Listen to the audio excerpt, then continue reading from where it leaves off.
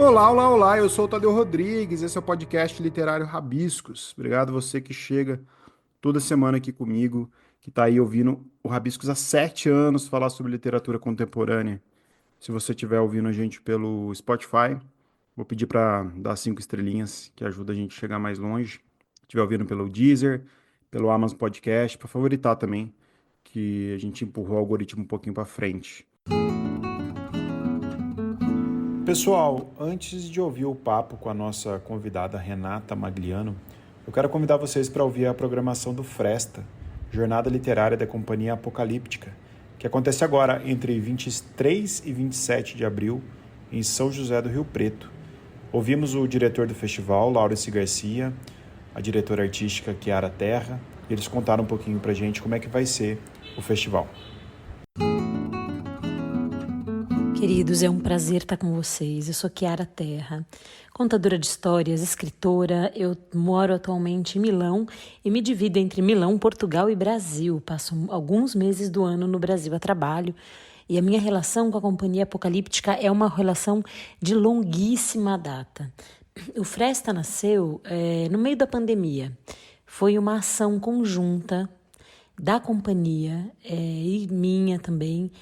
E a gente pensou junto o que fazer naquele contexto tão complicado e um festival parecia a melhor ideia. O festival foi amadurecendo ao longo dos anos, a gente foi entendendo um pouco a importância da diversidade, não só da diversidade cultural que em si um festival já traz, mas também a diversidade de acesso.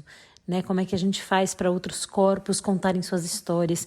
E o mais bonito é que o festival é um festival da palavra, mas é um festival multilinguagens. A gente trabalha com narração de histórias, com teatro, com literatura, com outras artes em vídeo, enfim, ele é bem completo.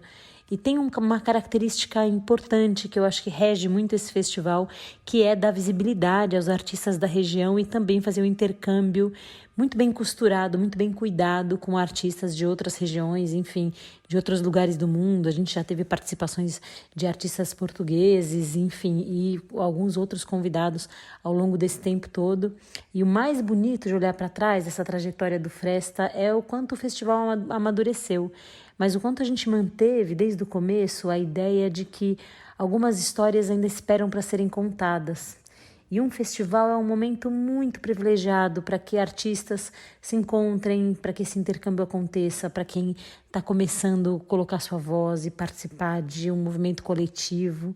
Acho que a arte, no momento em que a gente vive, é, acima de tudo, uma ação coletiva e uma ação de transformação, não só do público e dos artistas em questão, mas de transformação social, né, de atuação no mundo. Então, estou muito feliz com mais uma edição do Fresta e deixo vocês agora com o Laurence. Laurence, conta um pouquinho dessa história, do seu ponto de vista, meu querido. Oi, gente, que alegria que é estar aqui no podcast Rabiscos para mais essa edição do Fresta, né? Essa jornada literária da Companhia Apocalíptica. Uma das coisas que eu acho mais legal no Fresta é que a gente, desde o começo, assim, desde o primeiro dia, até por conta dessa questão da pandemia que a Chiara comentou, e a gente estava impossibilitado de encontros presenciais, né? E nós aqui da Apocalíptica somos um coletivo de artes cênicas, né? Então, desde o começo, a gente foi pensando na literatura para além dos livros, né? O que num primeiro momento poderia parecer algo como audiolivros, videopoemas, coisas mais óbvias, com o tempo foi ganhando proporções, né? E mesclando, hoje no festival a gente tem cerca de 15 segmentos artísticos diferentes, né? Todos eles dialogando de alguma maneira com a literatura, né? Então, assim, isso é uma das coisas que é o mais barato, assim. Às vezes o artista, quando tem esse recorte, né, e essa temática, o artista pensa, né, como eu vou relacionar a minha obra com o tema da literatura, o que eu faço com esse tema, né? E ele encontra algumas maneiras, né? Como disse a Chiara, a gente tem um, um viés muito forte dos artistas locais aqui de São José do Rio Preto, né? Mas o festival tem artistas de todo o estado de São Paulo, inclusive da capital também, né? Nesta edição, nessa quarta edição. Desde a edição passada, a gente fez ele de maneira híbrida, então tem atividades que são presenciais, tem atividades que são em ambiente virtual, tem lançamento de livro, feira do livro, clube do livro, tem a literatura que ecoa, que é um queridinho meu e da Chiara, é o Inventário de Oralidades, que nasceu no Fresta e depois virou um projeto à parte, né?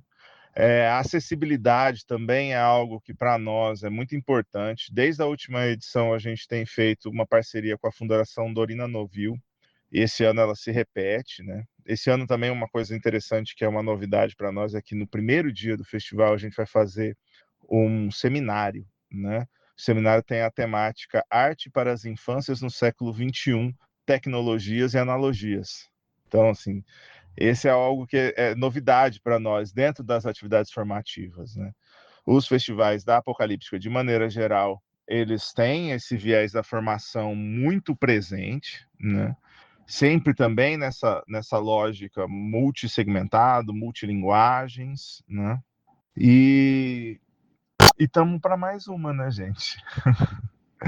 É uma alegria muito grande ter vocês aqui, acompanhem o festival nas apresentações virtuais, tem, né, mesmo em ambiente virtual, tem apresentação de teatro, tem audiolivro, tem lançamento de livro, o próprio inventário de oralidades, ele acontece em ambiente virtual também, né?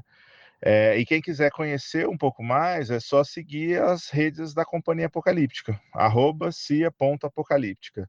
A gente vai estar passando pelo estado de São Paulo inteiro esse ano, com circulações, com o PROAC. É importante frisar também que essa edição do Fresta, ela é realizada com o apoio da Lei Paulo Gustavo estadual, né, o edital de festivais. Então, também assim, o apoio do governo, né, do poder público para o fomento à artes, né, uma coisa muito importante, uma coisa que a gente leva bastante a sério, né, dentro da companhia. E assim, estamos mais do que animados para essa próxima edição do Fresta, gente. É uma alegria, volto a repetir, estar aqui nesse ambiente com vocês, conversar com vocês. Sempre uma alegria estar realizando mais uma edição do Fresta com a Chiara, né?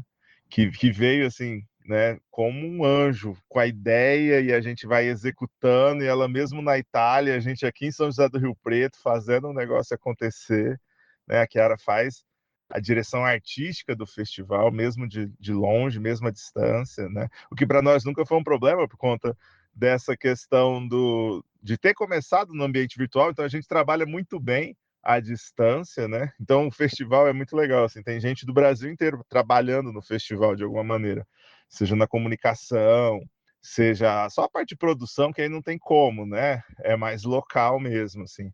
Mas temos gente espalhado pelo Brasil trabalhando no Fresta, fazendo isso acontecer, gente. Bom, sem mais delongas, vamos ao papo. Hoje a gente vai falar com uma poeta que também é médica, patologista, e está lançando seu livro aí, 35 Pausas, pela editora Devir Poesia e Prosa. Seja bem-vinda, Renata. Tadeu, eu que agradeço né, o espaço. Obrigada pela oportunidade. Como eu estava te falando antes, né, eu já acompanhava o podcast tem um tempo. E aí, estou super feliz de estar aqui, batendo esse papo com você, te conhecendo também um pouco mais. E parabéns Também, pô. E pelo parabéns trabalho. pelo livro, viu? Parabéns pelo livro, ele tá lindo.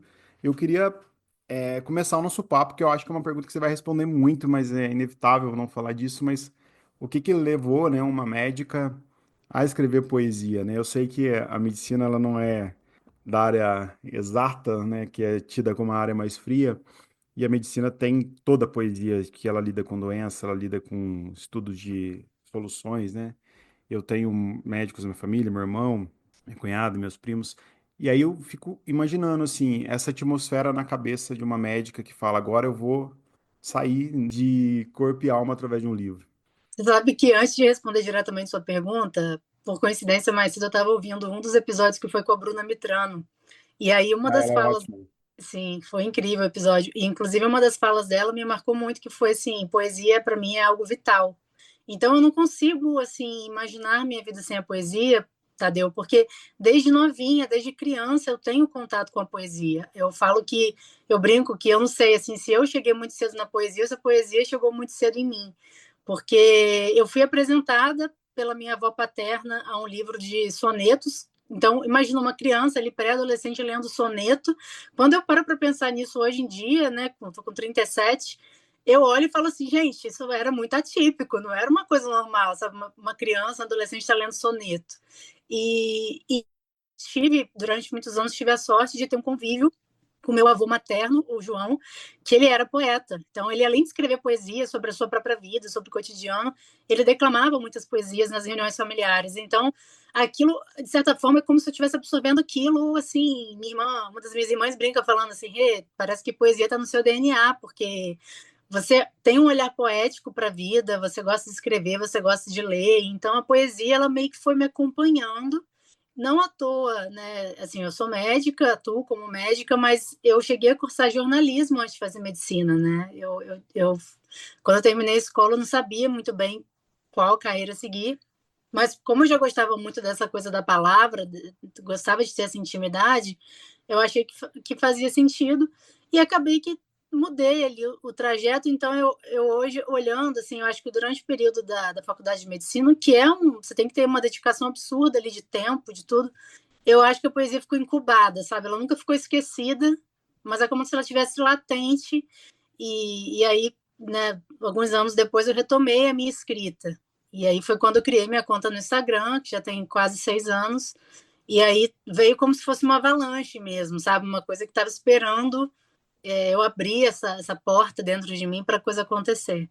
E aí você vem incorporada no 35 pausas, né? É, Eu queria que você falasse um pouco do título também.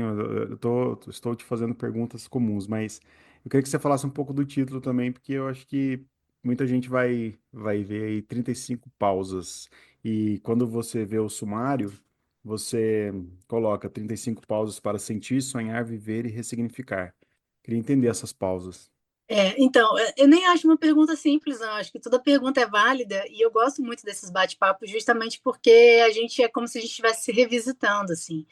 Eu tenho um fato curioso sobre o título, que eu comecei a escrever o livro pelo título, né?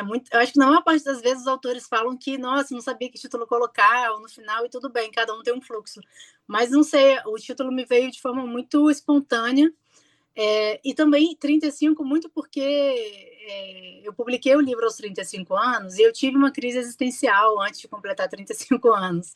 Aquela coisa da gente parar para pensar, poxa, tanta coisa que eu queria ter feito, não fiz ainda, deixa eu colocar em prática, trazer para o mundo o que eu queria já ter feito até agora. E pausa, porque eu sempre tive esse conceito da poesia como pausa, né? Eu acho que a poesia é esse momento que você para. Pode ser uma pausa de 1 minuto, 10 minutos, 1 hora, não importa. É aquele momento em que você vai fazer um mergulho ali naquelas palavras, né? Porque dificilmente a poesia, por mais curta que ela seja, dificilmente ela vai te passar uma mensagem superficial, sabe? Vai ser algo mais denso, algo mais profundo, né? De modo geral. Então, o título foi mais ou menos por aí. Na verdade, tá, uma outra curiosidade é que quando eu comecei a pensar no livro, eu sempre gostei muito de livro de bolso, né? E aí eu falei assim, acho que eu vou criar um livro para ser um livro de bolso para a pessoa consultar. Então vou colocar ali 35 poemas. Eu comecei com essa ideia. Daí eu falei assim, não, tem muito pouco, tem tanta poesia, e realmente já tinha tanta poesia escrita, algumas divulgadas na internet, outras não. Eu falei assim, não, vou colocar 140 poesias logo. E aí eu dividi o livro em 4 partes, que são essas que você citou, e aí em cada uma das partes tem 35 poemas. E aí eu consegui, acho, tentei pelo menos, né, colocar dentro de cada uma dessas partes poemas que conversassem com essa temática. Mas eu até falo isso no início, né, que eu coloco uma cartinha ali para o leitor, que não tem uma ordem de leitura, né? A ideia é que a pessoa leia e de repente ela vai ler e vai pensar assim, Renato, nada a ver, esse poema aqui nem é sobre ressignificar, sabe? Mas para Uhum. mim fez sentido. Então eu É, acho que o legal da poesia é essa liberdade, né? Eu falo assim que é a minha sensação assim que poesia ela é um espaço de liberdade, seja para o leitor, seja para quem escreve. você Então faz foi uma você faz a primeira curadoria no final das contas, né? Ao saber onde você quer colocar.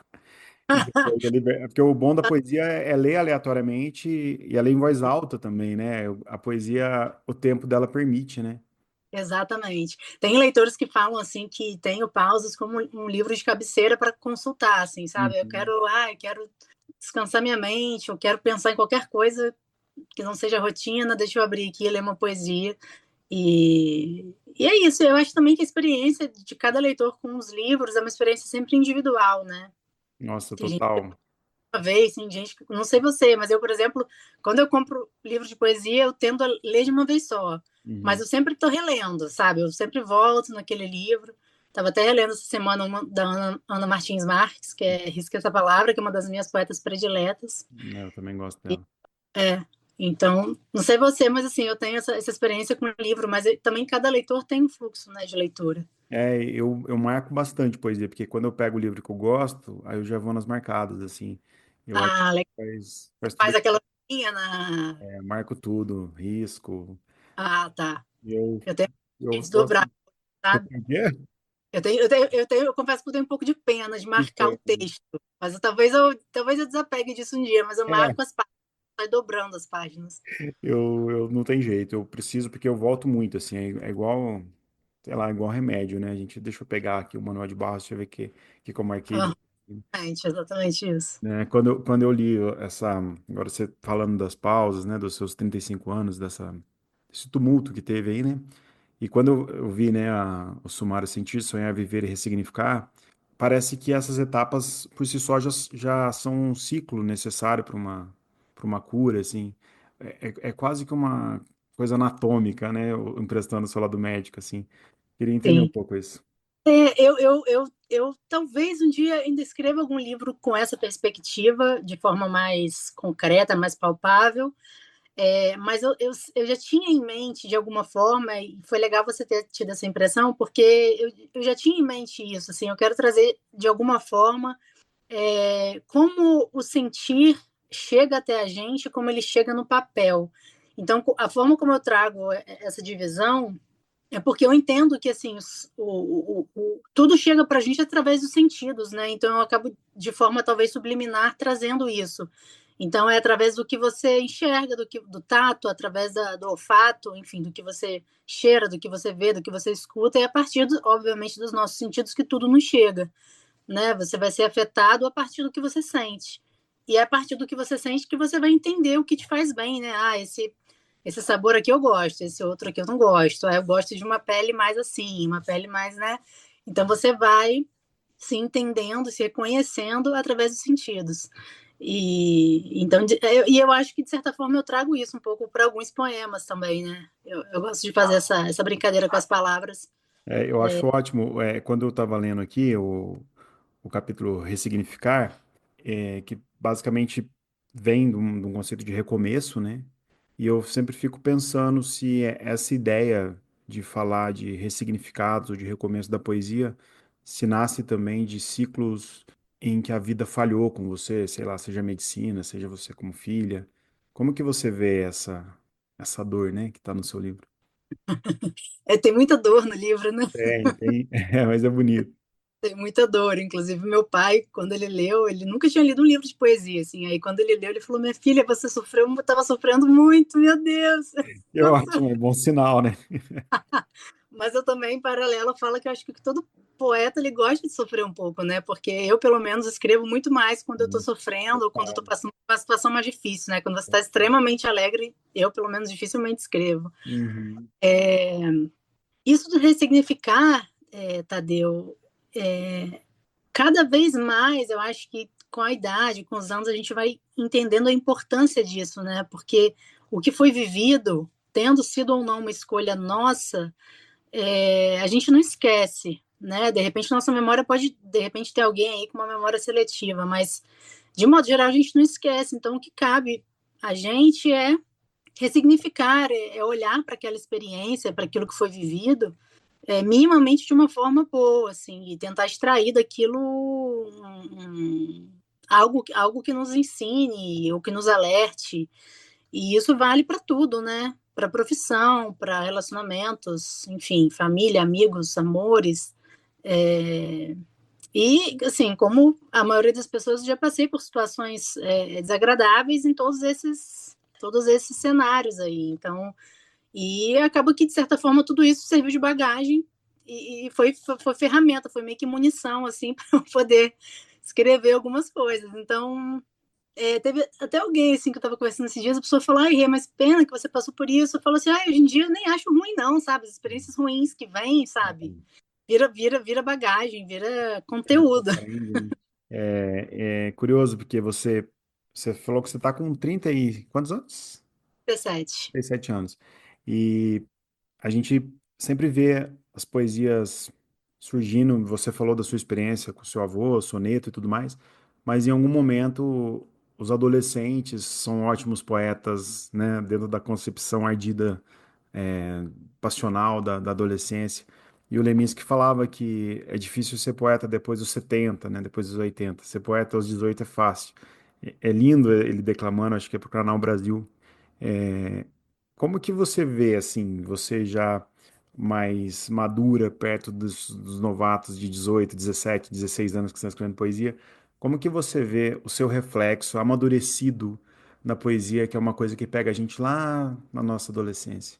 É, boa pergunta aqui, nem sei o que eu respondo. Deixa eu pensar.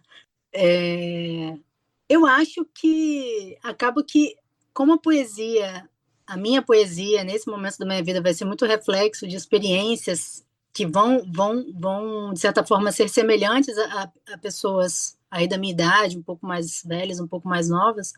É, eu acho que isso acaba também sendo refletido no meu público leitor, assim, apesar do que eu tenho leitores que vão aí desde os 20 e poucos até, né, bem mais velhos. É, mas eu entendo que é uma outra perspectiva, né, um outro olhar. Quando eu penso na Renata adolescente ou muito jovenzinha ali, adulta, eu escrevi algumas coisas, inclusive, Tadeu, tem um poema que está no livro que eu escrevi na adolescência, Olha apenas um, só. eu Qual que é? resgatei, que é... Depois você vai ler umas poesias pra gente, hein? Já adianto também.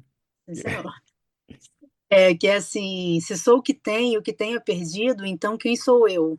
Esse poema, eu Legal. não sei, assim, muito provavelmente eu escrevi ele muito nova, muito provavelmente escrevi ele em algum pedacinho de papel, como eu fazia, mas é um poema que nunca saiu da minha cabeça porque ele, ao longo dos anos, continuou fazendo sentido. Então, assim, eu nova, eu já escrevi, eu rascunhava muita coisa, mas na verdade, eu acho que eu demorei para me assumir, me assumir para mim mesma enquanto escritora, enquanto poeta.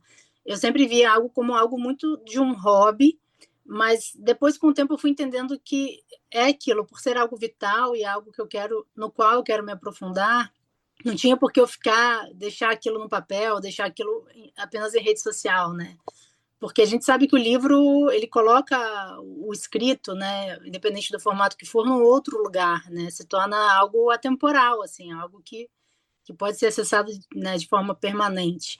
Então, eu não sei se eu respondi sua pergunta. Não, sim. Eu fui ouvindo você falando e fui pensando, né?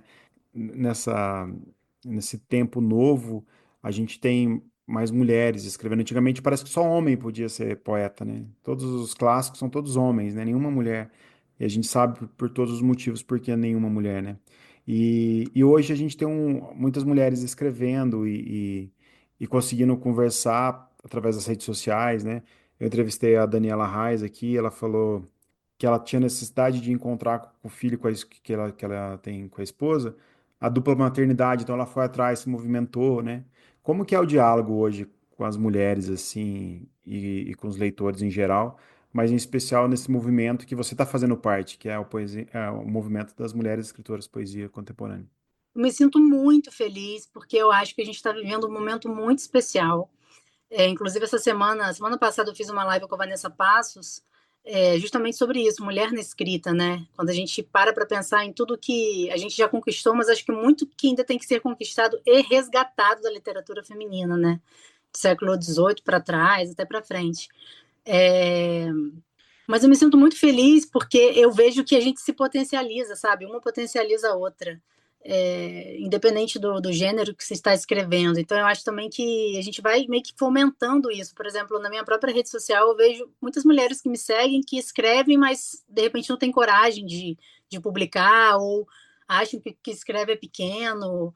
Então, eu acho que é legal isso, sabe? Porque eu acho que a mulher, como muitas mulheres como um todo, a gente tende a ter isso cada vez mais com o feminismo, isso de de você evitar, sabe, de ficar criticando, de você ficar, na verdade, de ter esse posicionamento de estimular, sabe, de incentivar umas às outras. Então é simplesmente maravilhoso, assim, também, porque e aí mais e mais referências vão surgindo, sabe? Pessoas que estão começando ou que já estão lá na frente. Então é muito legal cada vez mais termos exemplos, né, de mulheres que escrevem e mulheres que às vezes também têm duas profissões, né? Uma autora que eu gosto muito também, que é a Natália Timmerman, que é médica psiquiatra, né? Então é muito legal de ver, assim, essa possibilidade. Eu acho que todos nós somos multipotenciais, sabe? E a gente não tem que se limitar. Inclusive, eu tinha uma questão, Tadeu, até um pouco antes da publicação do livro, que era assim, na minha rede social eu não falava que eu era médica. Pouquíssimas pessoas sabiam. E no meu dia Olha a dia, só. só quem era muito próximo a mim sabia que eu escrevia.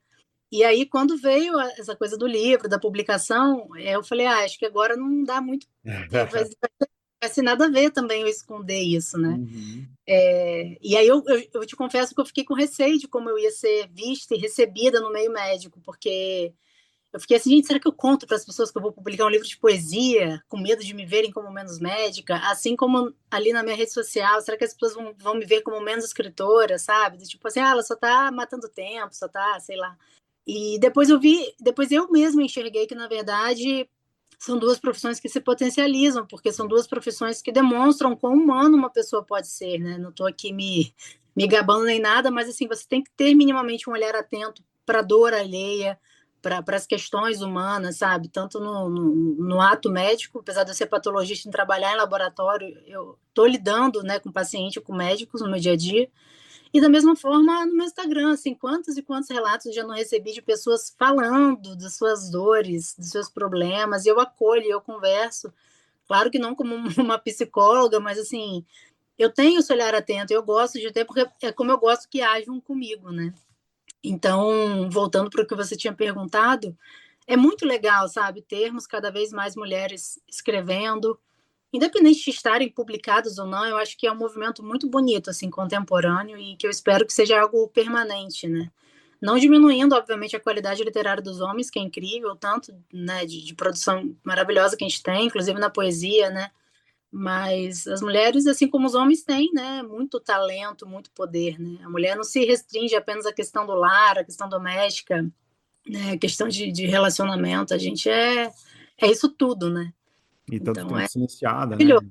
Invisibilizada, Hã? né? Pois é. E você que, a partir do momento que você está postando e está conversando com as pessoas, né, que sentem demais, né, que são as pessoas que gostam de ler poesia, como que você interpreta essas pessoas no dia de hoje, assim? Você acha que elas estão sonhando? Você acha que a gente tem salvação? Porque hoje a gente vê um boom de pessoas ansiosas, tomando remédios à torta e direito, né? Como que você enxerga esse lado? Eu acho que é muito individual, na verdade, né? Assim como para mim a poesia é uma espécie de remédio, né? Porque eu acho que a poesia ela consegue ao longo do tempo, para quem escreve, para quem lê, te curar em algum grau, né? Eu até já falei isso em outros espaços, assim que existem trabalhos científicos, por exemplo, que mostram que a poesia ajuda na dor oncológica, por exemplo, né? Então não é algo no campo estritamente subjetivo. É, mas eu acho que salvação, eu acho que ela é possível, porém é um desafio, no sentido de eu acho que cada um tem que entender e buscar o que faz bem para si mesmo, né? Entender, por exemplo, acho que a maioria, né, das pessoas, obviamente, que me acompanham gostam de poesia e tem um pezinho ali na melancolia, talvez, numa crise existencial, mas eu acho que também é muito nosso papel, assim, enquanto escritores, né? Você também com podcast, isso de estimular a leitura, né? E de divulgar trabalhos e falar. Eu estou sempre falando do que eu gosto de ler, falando de outros autores, porque eu acho que isso vai ampliando o leque também, assim como eu gosto de acompanhar pessoas que, né, que dão dicas de leitura, é, porque eu acho que é isso, quando a pessoa está aberta, né? Eu acho que a literatura como um todo e a poesia, né, em especial, ela tem muito essa capacidade de acolhimento, de uma espécie de abraço, né? Um abraço, assim. E, e é isso, mas também é muito individual, que nem quando a gente fala dessa questão dos mais vendidos, ou do quanto se consome, se lê no Brasil ou não, ou imagina, né? Imagina a poesia, né? A poesia está muito mais lá na margem, talvez. Mas eu acho que também, eu acho que falta um pouco mais de divulgação e de valorização da poesia. Esse é o meu entendimento, a minha visão. Mas também eu entendo que tem a questão de cada um, né? Cada um tem um gosto e tem que ter a liberdade de ler o que gosta de ler. Mas eu acho que talvez as pessoas pudessem conhecer um pouco mais, sabe? Pudesse ter algo mais acessível em termos de poesia, mais divulgado, talvez. Eu acho que é por aí. Legal. Eu queria pedir para você ler algumas poesias pra gente, pro pessoal de casa poder te ouvir declamando algumas só para o pessoal sentir o gostinho para comprar o seu livro. Ah, claro. Deixa eu pegar ele aqui. Peraí. Claro. Vamos lá. Quer escolher algum? Eu acho que você podia ler um de cada capítulo. O que que você acha? Um ou dois, Boa ideia. né? Acho que Ó, então ilustra da bem. parte, ótima ideia. Da parte sentir, gosto desse aqui, ó. A gente sente quando esgota, mesmo que inacabado, o poema, a risada, o choro, o amor. Lindo, Eu lindo, acho, lindo. né? Muito legal. Eu acho que a gente sente. Da parte, quer que siga aqui? Então, vou ler os Eu quatro. quero, vamos lá. Essa primeira, então, foi da parte sentir. Vamos ver do sonhar agora. De sonhar. Essa aqui é uma brincadeira que eu acho que é verdade, na verdade, que é assim: poetas são carentes, vivem correndo atrás das letras e desejando o carinho das palavras. É como eu me sinto, pelo Eu menos. também, muito bom esse. Muito bom mesmo. Agora viver. Viver. Eu gosto muito desse aqui, porque eu acho que, de certa forma, eu acabo, durante a minha escrita, eu percebo que, por mais que, enfim, seja uma escrita sobre uma experiência não tão agradável, eu acabo tentando, pelo menos, trazer para mim a responsabilidade do ressignificar, né, do que a gente fazer com aquilo. E aí eu escrevi assim: meu mundo já colidiu com outros mundos. Meteoros e meteoritos surgiram. Meu solo sentiu diferentes passos e tudo isso me compõe. Meu território muda a cada instante. E que sorte! Nunca mais fui a mesma depois de mim. Que lindo. Nossa, lindíssimo. Porque nunca é unilateral, né? É Não. sempre bilateral, né? Não tem como. Eu acho que você está aguçando muito a vontade das pessoas, hein? Vamos E bom, fechar, então. essa aqui é bem interessante porque eu acho que conversa muito com isso que a gente estava falando da questão da contemporaneidade, das mulheres escrevendo, que é assim: me pego apaixonada pelo que posso vir a me tornar. Ou será que já sou o que acho que posso ser? E eu acho que, de alguma forma, esse poema reflete assim o pensamento de até aqui eu já fiz tudo que eu poderia, eu posso mais? Ah, eu acho que eu posso mais que isso, né? Então vou me permitir viver isso. E eu acho também que a minha publicação foi nesse sentido, porque até mesmo próximo ali da publicação, eu falei, nossa, mas quem sou eu, né, para ter um livro publicado? Porque para mim, assim, poesia e livro é algo meio que, como falar assim, é meio que um processo, não sei, espiritual, uma coisa muito relevante, assim. Eu acho que talvez até por isso que eu tenha esperado um tempo mesmo de me sentir um pouco mais madura para publicar, né? Claro que cada um tem um tempo na vida, né? Mas foi o meu processo, né? E o que que você acha que é mais difícil de você escrever, assim? Qual sentimento é mais difícil de você encarar e transformar em poesia? Tem um poema, tem, aliás, um tema sobre o qual eu nunca escrevi, que é luto. Luto. Por quê? Talvez. Eu acho que o luto, para mim, é algo difícil de ser vivido e processado. Talvez a escrita sobre essa temática me ajude, mas talvez ainda não esteja pronta para isso, não sei. É um tema sobre o qual ainda não consegui escrever, assim. E eu sei que, claro que no processo de escrita, né, aquela coisa de esperar a inspiração chegar, a gente sabe que não é bem por aí, não é 100% isso. Que bom que a inspiração vem, né? Mas a gente tem que fazer o exercício, né, ativo, né, de deixar as ideias virem, abrir esse espaço mental. Mas por alguma razão que talvez nem eu saiba ainda não consegui ainda. Talvez ainda escreva, espero que escreva sobre esse tema, mas ainda não me chegou assim, não consegui. Quando, voltando, falando um pouco ainda do lado de ser médica, né?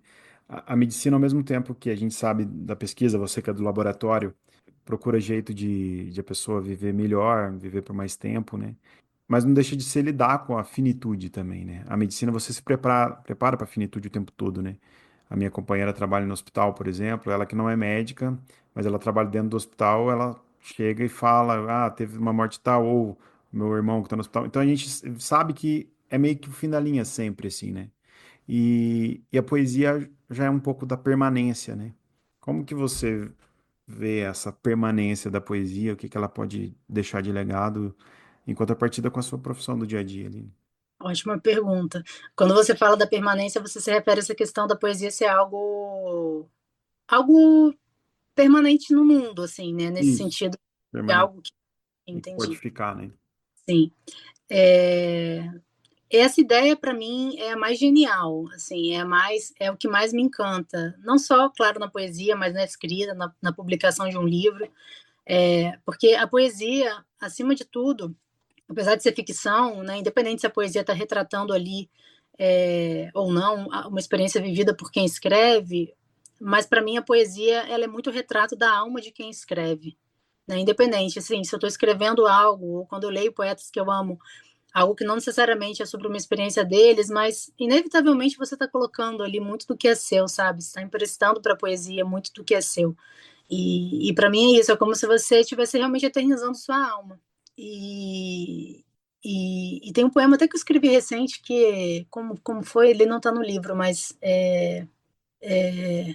ele falava algo assim, acho bonito a ideia de que quando eu partir eu deixarei poesias. É, agora me fugiu, mas foi nesse sentido de algo que vai sempre estar exalando amor, assim, sempre estar exalando algo positivo para o mundo, né?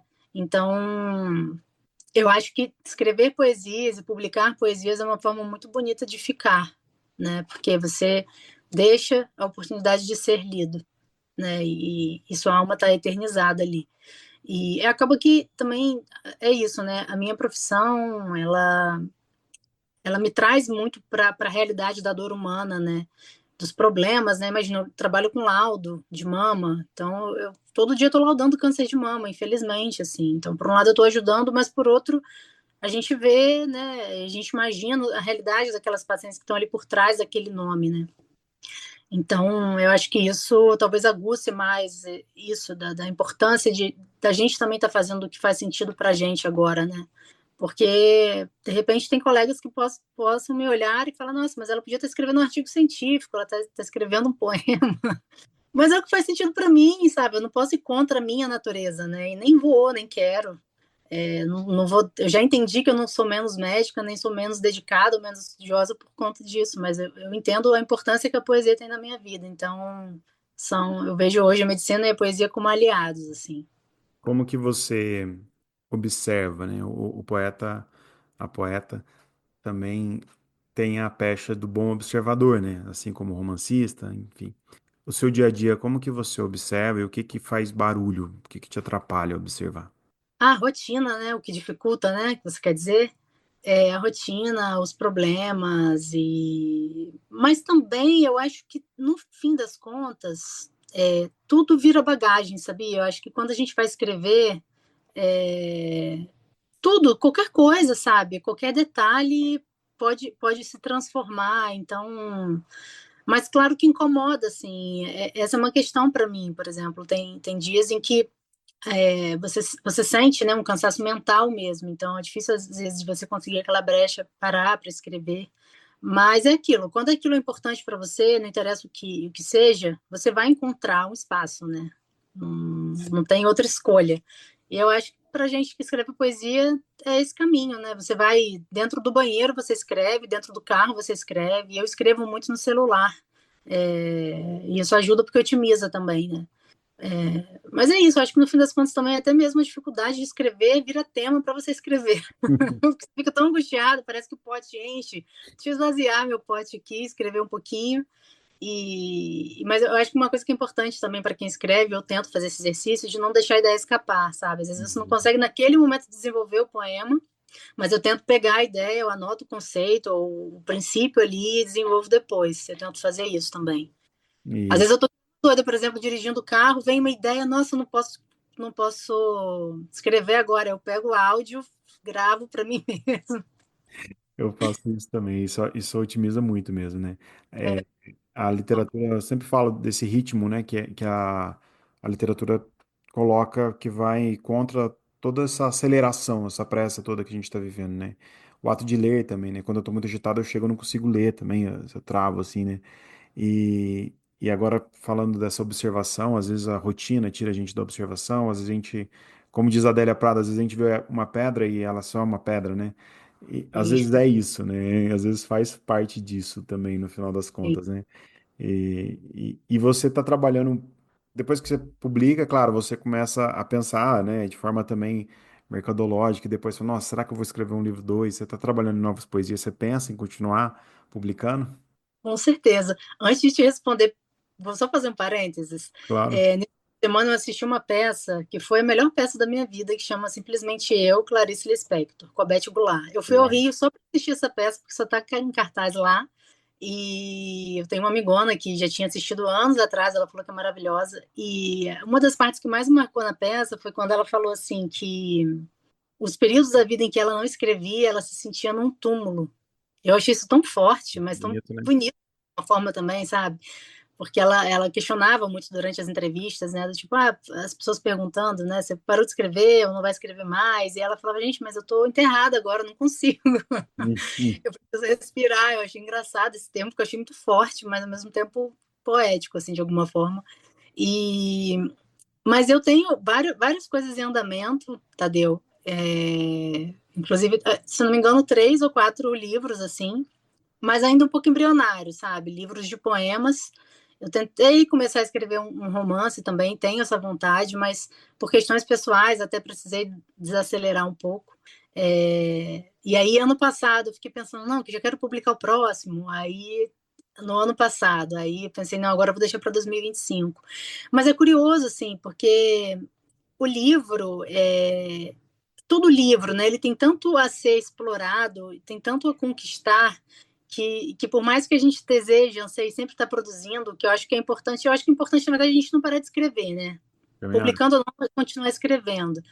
É, mas eu vejo, assim, né, o quanto que você pode trabalhar em cima de um livro, né, e divulgar. Então, esse universo, para mim, é tudo muito novo, né? Eu lancei meu livro no final de 2023, então tem um pouco mais de um ano, e quase um ano e meio. E por mais que a gente pense, já é um tempo, mas também tem tanta coisa que a gente pode explorar e viver a partir disso, né? E como para mim é um universo muito novo, eu falei assim, não, eu quero aproveitar com calma e com toda a profundidade que eu puder esse momento. E aí, ano passado, nossa, divulgando o livro direto, eu fui em eventos literários, né? E participando aqui com você e continuando essa divulgação. Então, tenho sim esse desejo de publicar outros livros, tenho, né, ideias e coisas sendo produzidas, mas eu não sei, assim, talvez esse ano ou ano que vem. É como se eu estivesse me permitindo essa pausa também, sabe? Uhum. Mais uma Poder curtir pausa. e aproveitar esse livro ao máximo. Mas sim, tenho já várias coisas em andamento. Ah, eu fico feliz de Às saber, vezes, né? Não vai é, guardar na gaveta. eu até brinco com a Paty, né, falando que a Paty fala assim, hey, e aí, mês que vem, próximo mês. E aí eu fico assim, não, eu acho ótimo você falar isso, porque senão eu fico nessa coisa do maturar, entendeu? Não sei se é porque eu Aham. sou Ana, muito assim, e aí você fica assim, não, deixa eu esperar mais um pouco, não sei o quê. Então, também acho que por já ter tido essa experiência, talvez o próximo não vá, espero que não leve mais 35. Não, não, vai ser mais rápido, tenho certeza. Mas eu fico feliz de saber disso, porque, de fato, né, eu estava conversando aqui antes de gravar, estava lendo algumas poesias para minha companheira e, de fato, tem muita coisa legal, assim, acontecendo aqui dentro, né? Muita intensidade e eu fico feliz de saber que tem uma poeta como você aí trilhando e pensando em projetos futuros também. E eu quero te agradecer enormemente, quero que você fale aí onde o pessoal te acha, como o pessoal compra seu livro, onde o pessoal te segue. Antes de mais nada, obrigada, Tadeu. Adorei nosso bate-papo, foi um prazer. Eu lancei recentemente meu site, é o renatamagliano.com.br. Lá você consegue conhecer um pouco mais a fundo o meu trabalho, enfim, entrar em contato. Na minha rede social, no Instagram, é o @re.magliano. E é sempre um prazer estar em contato com os leitores, enfim, conhecendo outros autores também, porque acho que esse network é super importante. E meu livro está disponível na Amazon, no site da editora Devir, em algumas livrarias, e eu faço a venda também dele. Estou sempre enviando para os leitores que me pedem o livro autografado. Eu gosto, assim, eu gosto desse movimento bem raiz, assim, sabe, de Também. nos meios enviar, eu acho legal. E sempre que eu posso comprar também direto do escritor, eu faço também, que eu gosto desse contato. É legal, né? É muito bom. Obrigado, viu, Renata? Eu te desejo aí vida longa à sua poesia, que você chegue cada vez mais longe também. O pessoal que está ouvindo a gente de todo lugar do Brasil, então isso ajuda também alguém que está guardando suas poesias, ouvir você como motivação, ou alguém que está estudando aí e, e pensando em como sair do armário poeticamente. Então, eu acho que isso é muito válido também. Quero agradecer a Patrícia Gimenez também, que acompanhou o nosso papo aí. Maravilha. Semana que vem a gente volta, pessoal, com mais literatura contemporânea. Um beijo a todos, bom dia, boa tarde e boa noite.